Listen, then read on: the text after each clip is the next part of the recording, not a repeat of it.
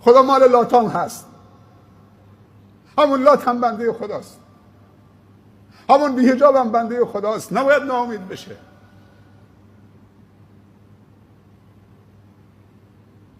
وقتش رسیده که آشتی بکنیم با الله.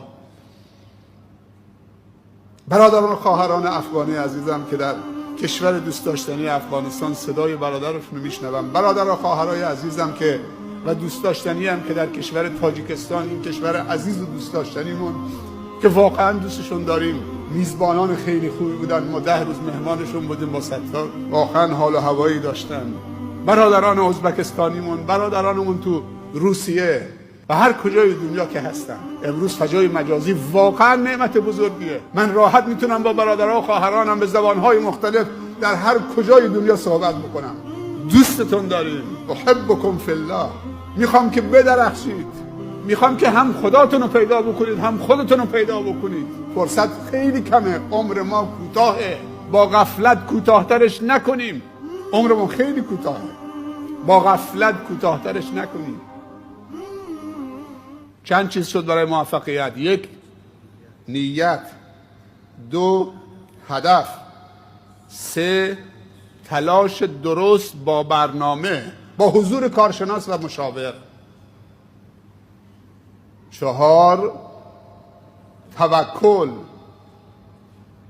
خدای این تلاش ما بود، خودت این تلاش ما را با برکت و پربار بساز.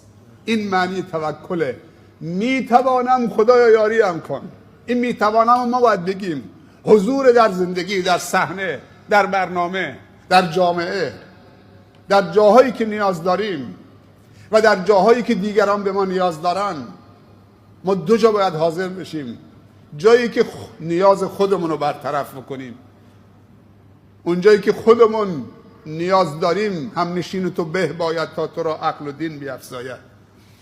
و جایی که بریم نیاز برادر و خواهرمون که به ما نیاز دارن، به کمک ما نیاز دارن، نیاز اونها رو برآورده بکنیم. هم خودت قوی میشی هم دیگران تقویت میکنی. چند تا شد؟ 5 تا؟ 6م دعا. همین دعاهایی که برادرمون ستار میخونن. این اللهم اللهم اللهم اللهم تواضع. خدایا قبول بفرما، خدایا برکت بده، خدایا قبول بفرما، خدایا توفیق بده.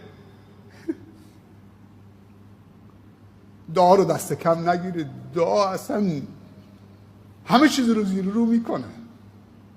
دعا تحول آفرینه. دعا از خدا کمک جستنه. پیامبر صلی الله علیه و سلم فرمودن که الدعاء هو العباده. دعا اصلا عبادته.